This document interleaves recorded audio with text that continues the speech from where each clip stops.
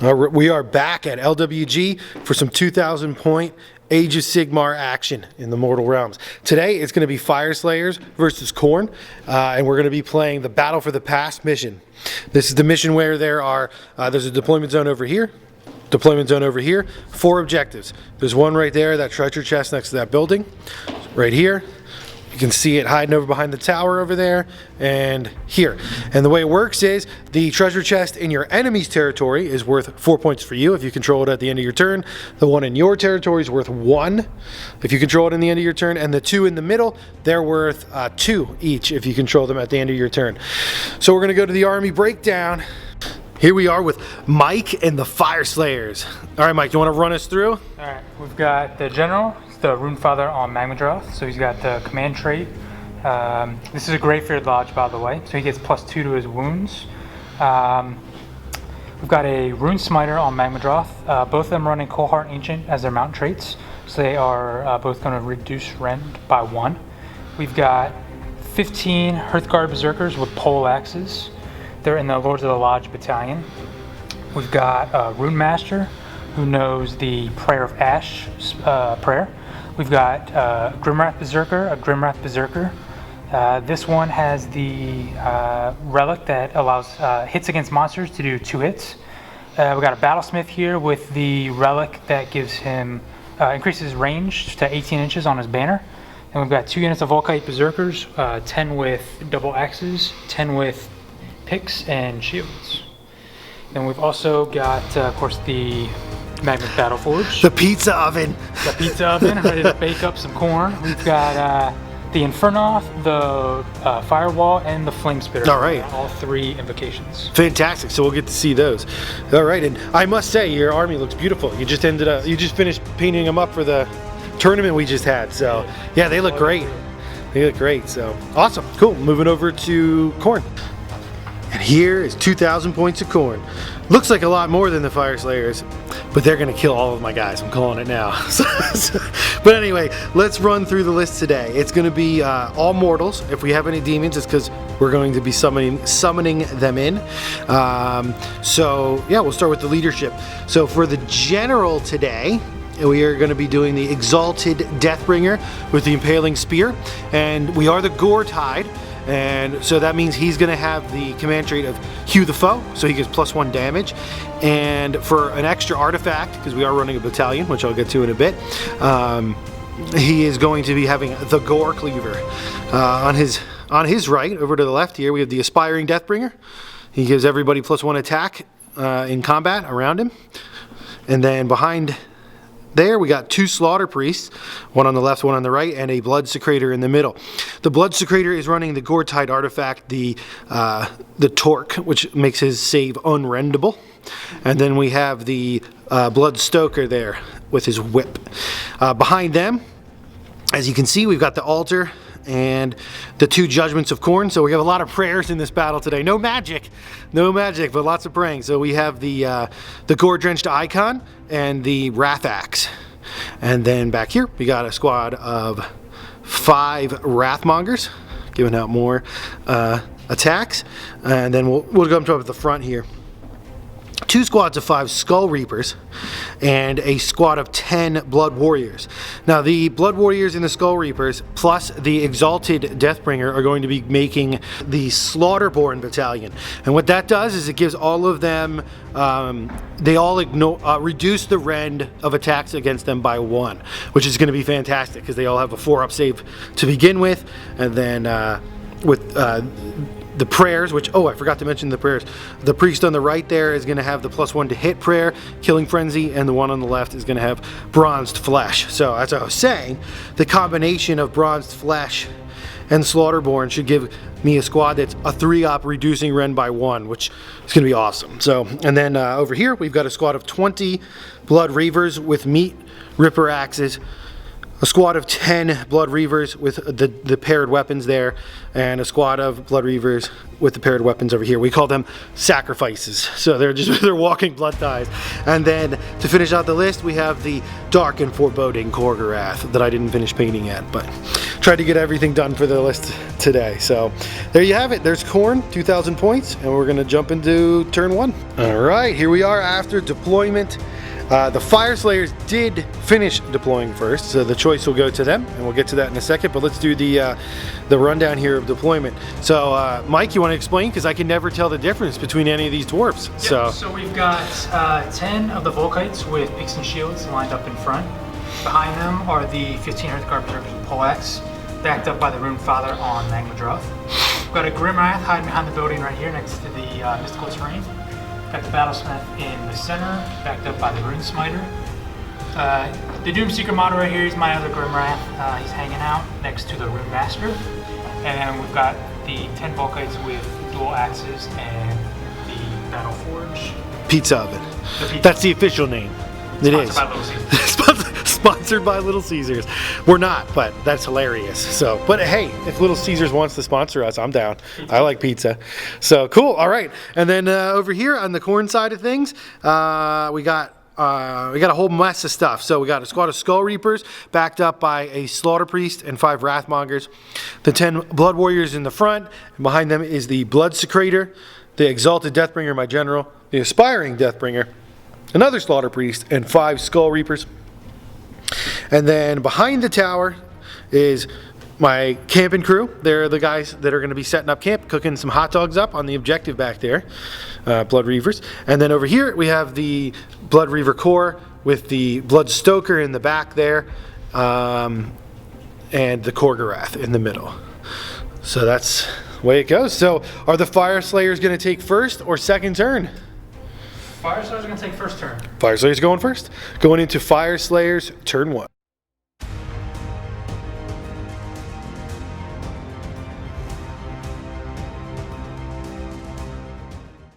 After the Fyreslayers turn 1, we did the hero and the movement phase, so it went down.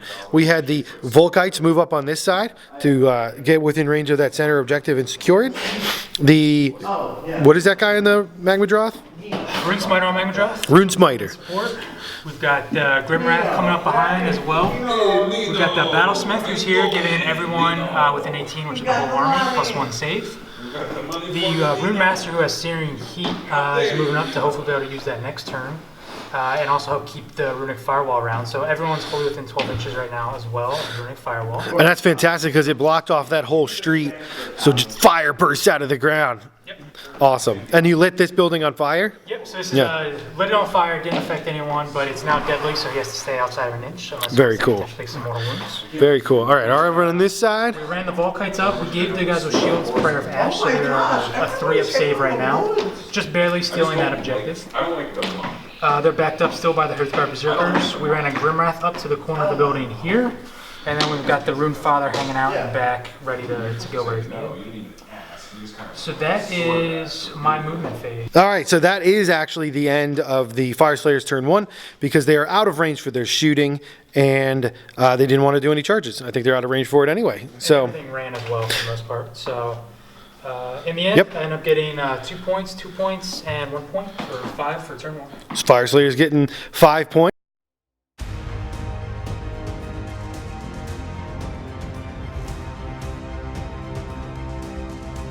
And after the Khorne, turn 1, hero and movement phase, what went down? Well, we put the 2 prayers. We put Killing Frenzy and Bronze Flesh on the Blood Warriors. We also used the Goretide command ability to allow them to automatically advance 6 and still be able to charge. So that's coming up. So they're all buffed up. The other 2 prayers, we failed to do the Wrath Axe, but we did pull out the Blooded Icon. The Bloodied Icon. We couldn't quite get it where we wanted. He was wisely positioned just out of range. So I put it in the middle there to help block in case a Magmadroth somehow flies over that, or in subsequent turns, if it does move to another area, that would be helpful. Then in the middle of the field there, the Skull Reapers from back here moved up, along with the banner, all the hero mob in the middle there with the 2 Slaughter Priests, and the Aspiring Deathbringer, and the Exalted Deathbringer with his spear are right there in the middle. Support over here from the Wrathmongers and Skull Reapers. Cooking hot dogs in the back there. They're going to be there the whole game, so maybe we'll pull them out later if we need to. The whip guy moved up through here with a big run roll of 11, and these guys actually are going to hold back a little bit in the middle of the field here. I didn't want to overcommit myself on that flank, especially since that's his strong flank and that's my weak flank. So yeah, that could be messy. And then sneaking over to the other side, if you can see him back there, the Korgorath and the 10 Blood Reavers moved in. Now they got an advance roll of a 4, which allowed me to actually get more bodies on the center objective, so I am going to be picking that up. So not going to be charging over there. I know, the Blood God is sad, but soon this town will erupt in blood and fire and carnage everywhere in the streets. So moving into Khorne, we don't have any shooting, so Khorne, turn 1, charges. All right, after the Khorne, bottom of turn 1 combat phase, well, the only fight was this fight here. But it was like a 14 activation fight. So my guys went in, I attacked first, did 17 wounds, which I think killed 4 of the Volkite Berserkers. He activated Berserk Frenzy, so I killed them, then that means that they pile in and attack me. Yep.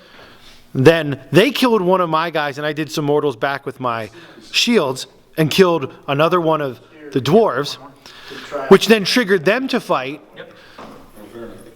Again, killed one of my guys, who then triggered to fight and fought one of their guys. Anyway, we kept going back and forth. He did his activation, killed some more of my guys. My guys went in and killed more of his guys. Back and forth, and what you see there is there are 3 of the Volkites left, and I lost 3 Blood Warriors and took a wound on this one. This one's also wounded back here. So that was actually really fun. That was a fun fight. It was brutal. I had to spend all my command points. I spent 1 to make them run up here. I spent 1 from my Aspiring Deathbringer to give them +1 attack. And my Exalted Deathbringer also spent a command point to make everyone in my army within 18 of him ignore battle shock tests. I couldn't sacrifice this squad. They have low bravery. So I did score 5 points, which makes the game 5-5. And this is how it ends at the bottom of turn 1.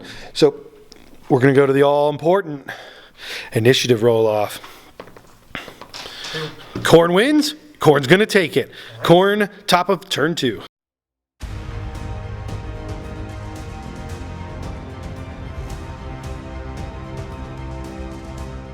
Right after the Khorne, turn 2. Hero phase and movement phase. So actually a lot went down. The icon actually, we rolled for it to stay because we rolled a 4 and the priest was an 8, the one back here, which caused it to stay. So I moved it up here, and it actually, if you can barely see him down there, clipped the Grimwrath Berserker and the Volkites, doing 3 mortals to the Volkites and 2 to the Grimwrath. So that was great. And then also using it to clog up that area. Then over here, after that moved out of the way, we set up the Wrath Axe from the other Slaughter Priest right here, and then it moved 8 up to here, and it hit that, what's he called? The priest? The Rune Master. The Rune Master with his first whirling attack that did 8 mortal wounds total? Yeah, it did 2 mortal wounds in the first thing, and then the big chop did 4. So it did 8. 3 and then 5. 3 and 5. So it did 8 mortal wounds, killing the master there, which was great. We got a blood tithe for that. Then over here, the 2 priests. If you're ever playing against Khorne, or you are playing Khorne, priests are the greatest thing ever. Then they did their 2 blood boils and did 10 mortal wounds to this Volkite squad, killing them, giving me another blood tithe point. And then that was all of my abilities. Oh no, excuse me, I whipped this squad, and we put the other prayers again from the priest. They put the +1 to hit prayer on the Skull Reapers, but we failed to do, even with the reroll, the +1 save, the Bronze Flesh. So all in all, the priests are doing amazingly right now. Then in the movement phase, the Wrathmongers advanced up with a big 6 on their roll. The Skull Reapers moved up here. They're going to try to make a long bomb charge, but we'll see what happens. The Blood Warriors are hanging out there. The Aspiring Deathbringer moved up to support.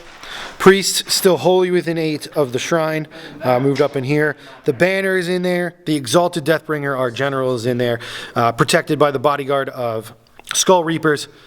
Mr. Whip, the whippy guy back there, the big blob of, well, not big blob, but the blob of 20 Blood Reavers moving up to secure the center of the field.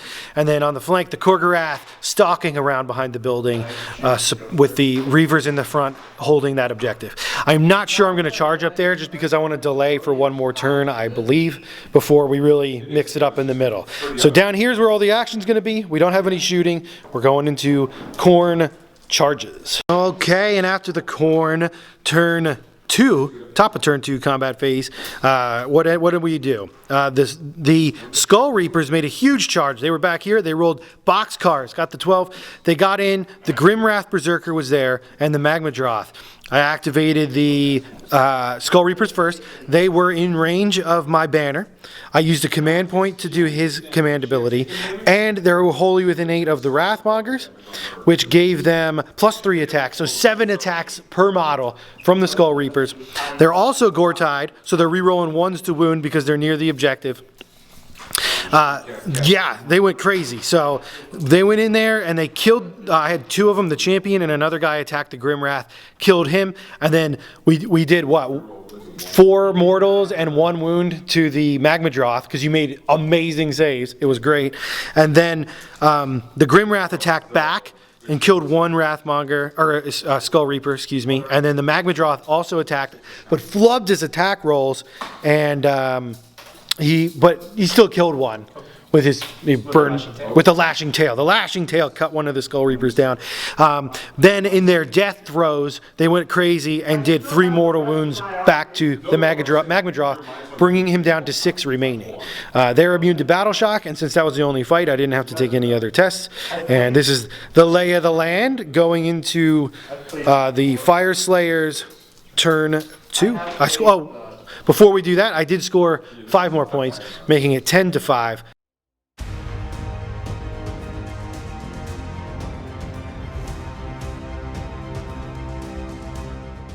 All right, after the Fyreslayers, bottom of turn 2, hero and movement phase. What has gone down? Well, in the hero phase, bursting forth from the bowels of the city, the lava monster. What is it called? The Molten Infernoth. The Molten Infernoth bursts out, kills 1 of the Blood Reavers, and does 2 wounds to the Skull Reapers, my general, the Exalted Deathbringer, and the Blood Stoker. So a lot of good damage coming out there and clogging up the middle. Then I think that was pretty much your only hero phase thing, right? That and Prayer of Ash went back on the Runesmiter to give him +1 save. +1 save on this guy right here for that prayer. Great, cool. And then movement phase, the Magmadroth, the Rune Father that was up here, he's coming back around here to protect the home objective because there is a breakthrough about to happen on this flank and he don't want any of that. So still looking like it's going to be a good fight, but 2 Magmadroth is going to be a lot to deal with. And then up in the middle, the Grimwrath Berserker moved up through here. I guess he's going to try to valiantly suicide himself and hold me up. He's going to do Grimwrath stuff. So yeah, he drank a keg and he's running in. So he's just going to hold me up. And then over here, the Volkites and the Hearthguard Berserkers are going to just obliterate those poor Reavers. The Khorne might last for a little bit, but we'll see what happens. So definitely going to take the objective up there and turn it into a game here after the bottom of turn 2 shooting phase. The blob up here chucked all their throwing axes in and killed 2 of the Reavers, and this Magmadroth breathed roiling lava all over the Blood Warriors and killed 1 of them and put a wound on another one. So that's it for the shooting phase, going into charging. Okay, so after the charges, we're going to break in here before we complete all the fights, but the big boy, the lord here, the father. He charged in and he just wanted to pull them in because his latchkey apparently has longer range than any other weapon in the entire game on a little dwarf of 3 inches. But you'll pull some Wrathmongers in, but at least it'll minimize it a bit. His goal is to kill them, and he stayed in combat over here. Flying through this burning town, the Grimwrath Berserker made it into the Reavers, and the Volkites made a double charge. They pulled in these Reavers and this Reaver, and then the Hearthguard are actually contacting the Reavers up on that end. So that's where we're at, and we're going to do the combats, and then we'll come back to you after all the fights. Okay, so after the Fyreslayers turn 2 combat phase, it was bloody and brutal, and just the way Khorne likes it. So over here, the Magmadroth, the Rune Father, charged in, and he split his attacks. He tried to take these guys out, and then he put his poleaxe into, or latchkey, or whatever the heck that thing's called, into the Wrathmongers. Killed one of the Wrathmongers, but actually didn't do any damage. Or no, yeah, he killed one of the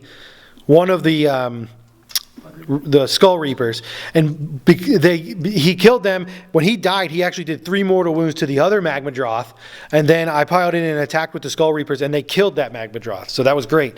So cleared him out over there. Then over here, as you see, there's nothing left because the Grimwrath Berserker attacked and killed 8 of the Blood Reavers. They attacked back, did no damage to anybody over here, and then the Volkites and the Hearthguard attacked, killed those Blood Reavers, and then Grimwrath fought again? Yeah, they killed a couple more, and then the Grimwrath on a 2+ gets to fight again, and he finished off the Blood Reavers there. So bringing me up to 6 Blood Tithe points currently. And an actually interesting thing happened here. Because the Grimwrath piles in at the end of the combat phase, even though this guy is in 3, he doesn't get to pile in because that would happen before that. So little thing there. But the Khorgorath's still alive up there. The Dwarfs did take that objective. They have their home objective still. That puts them up to 8 points for the Fyreslayers and 10 for Khorne, and we're going into the roll-off. And we also rolled for the Endless Prayers. The Icon stayed around again.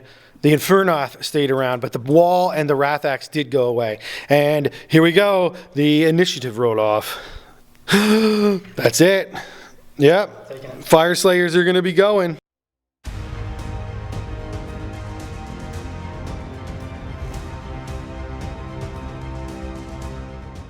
All right, following the Fyreslayers turn 3? Yeah, top of turn 3, combat phase, Magmadroth, he came in hot and killed all but one of the Wrathmongers.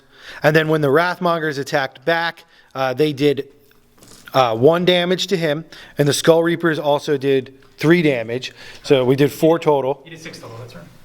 6? We did 6 total that turn. 2 wounds for his relic. Okay, yeah, plus 2 wounds, right. So we did 6 damage, he has 10 left, and then because of his stare down ability and the battle shock, there were 1 Wrathmonger ran away, but that's this side of the board over here. And then these guys kind of moved back over here towards the objective. The Volkites charged into the Khorgorath. He activated the Lord south of here first, so the Khorgorath went in first and actually killed 3 of the Volkites. Then they attacked back and killed him. They just murdered him because they rolled a lot of 6s. And then over here, the Grimwrath Berserker retreated up towards my home base objective. As you can see, where is he? There he is, trying to get some pressure down there. So we're gonna have to deal with him.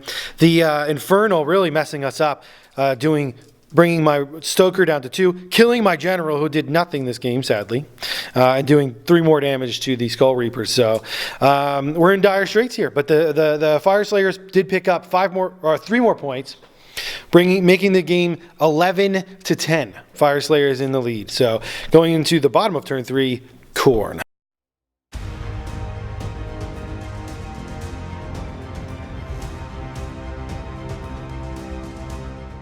Okay, coming down to the wire. Bottom of turn 3 for Khorne. We've done the hero in the movement phase. The aspiring Deathbringer ran up there with a big 6, the 11-inch move from back here. The Blood Warriors are going through the encircling maneuver. The awesome Skull Reapers are still hanging out right there. And we've also spent our Blood Tithe, and we have a Bloodthirster of Unfettered Fury here in the middle. The banner moved up the priest actually got the wrath axe off and chucked it up here and did the big old, was it 6 mortal wounds with the axe chop, and it really put some pain on them. The icon moved in and did 3 mortal wounds to the Hearthguard berserkers and is blocking them off there a little bit. So that's great. We got both the prayers, Bronze Flesh and Killing Frenzy on the Skull Reapers, and then they both blood boiled that Grimwrath berserker back there because I looked it up. It doesn't need line of sight. Just says pick an enemy unit in 16. The one failed the prayer, luckily. The other one did 2 mortal wounds, bringing him down to 2 wounds left. So we have to stop that Grimwrath berserker, or there's problems. The Reavers moved up to try to do the finishing off. The reason I summoned this Bloodthirster over the others was his whip has a really good chance of killing that Grimwrath, because I have to be 9 away when I summon in. But the whip has a 12-inch range, so I should be able to pick him off, securing my back objective. But this is a really close tactical game. We'll see what happens. So we're going to do the shooting real quick, and then we'll move into the combats. All right, after the Khorne shooting phase, the Bloodthirster did use his big old whip. It killed that Wrath. What is it? Grimwrath Berserker, which was huge. That secured our back objective back there. So thank you, Free Bloodthirster. Then, over here in amazing fashion, those Skull Reapers, who were all the way back here, rolled boxcars again for a Skull Reaper charge, but they were whipped. That is a 15-inch charge, so they got all the way wrapping around up there. The Dwarves are in trouble up there, I think. And then over here, the Blood Warriors went into the Magmadroth. And I'm not feeling so confident down here, but we're going to do what we got to do. When we come back, it'll be after the Khorne combat phase. So after the Khorne combat phase, man, it is getting bloody in here. We're back up to 4 Blood Tithe after summoning a Bloodthirster in the same turn. It is crazy. So anyway, what happened down here? The Skull Reapers went in first, and I think they did 2 or 3 damage. They didn't do any mortal wounds this time, but that was pretty good. I think it was 2. Then the Magmadroth went and killed 4 of the Blood Warriors, who then piled in and attacked. They did, I think, 2 or 3, and then the other squad attacked. When there was just the 3 guys left, they attacked, and they brought them down to 5. So the Magmadroth is down to 5, and then up here, where we made the long charge, those Skull Reapers actually killed all but 1 dwarf, who then failed his battle shock and ran away. So he did claim that objective. So that was the 2 big fights. We got 5 more points for this one, that one, and the one behind the tower, bringing Khorne up to 15, and the Fyreslayers at 11, and we're going in to the turn 4 initiative. And Fyreslayers are going to do it. I think this could be it for the Fyreslayers.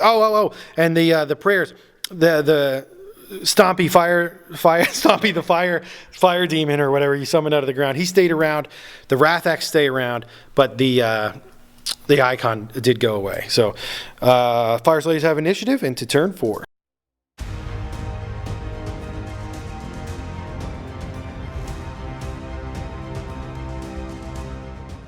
Okay, so after Fyreslayers turn 4, as you can see, the Hearthguard Berserker, they rolled a 6 for their first charge. And I had the Bloodthirster here, the Bloodsecrator here, and the Aspiring Deathbringer here. Oh, as we forgot, the Molten Infernoth, who's been murdering my entire army. He moved in here, did 4 mortals to that priest, 1 mortal to that priest, 4 mortals to the banner, and 3 mortals to the Bloodthirster. Then these guys charged in, killed the Bloodthirster, killed the banner, killed the Aspiring Deathbringer, killed the Bloodstoker, because they can do whatever they want, because without spending any command points, they just Hearthguard Berserkers. So anyway, over here, the Magmadroth actually fell to the Skull Reapers, so that was great. But I'm back up to like 9 Blood Tithe points again. So this has been pretty crazy. I have a ton of Blood Tithe points, and the Dwarves did end up picking up this objective, and they still hold their back one. So that's 3 more points, making it 15 to 14 for Khorne, going into the bottom of turn 4 for Khorne. I don't know how we're going to win this at this point, because we can't fight anymore. I could summon another Bloodthirster, but I don't know. If we can get this back objective, we'll definitely seal it up. And that banner guy back there is not actually within 6. So if I can get a good charge on him, I might actually be able to snag him. So we'll see what happens.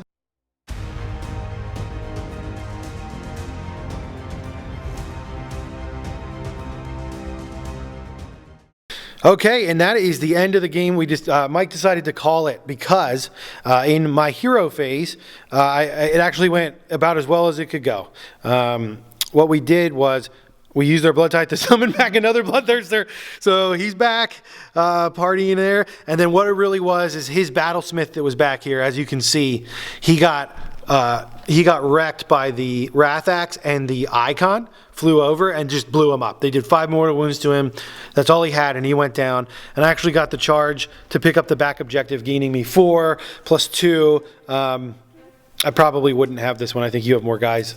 Well, I guess I could move the priest over and snag it. So I probably would have got that too, giving me a full house. And there's just no coming back after that because I have the back one. And I just want to point out that these Hearthguard Berserkers did some work. They killed my entire army. They're still almost at full health. Of course, I would have to do the blood boil on them. We'd have to see what happened. Probably mess them up, but man, they were all stars. All around, a really bloody, really tactical battle with all sorts of prayers and stuff in the. Honestly, I think your MVP is that Magma. The Infernoth just wrecked my whole army. That thing was amazing. So for me, I think I would probably go with the Slaughter Priests 100% of the MVPs. They were amazing. They did great, and the Skull Reapers really pulled their weight too. They did great this game, especially this squad. Yes. This squad was rock hard. And the squad of oh yeah, they took out 2 Magmadroth with just 5 guys. So I know everybody in the Khorne forums is complaining about Skull Reapers, saying they're not good. They cost too many points. Well, that squad just killed 2 Magmadroths. So, so yeah, that's that. We had a great game, good time, a lot of fun, a lot of whining about OP-ness, but that's neither here nor there. we like to have a good time. So, but anyway, good game, and I hope you catch us next time at LWG.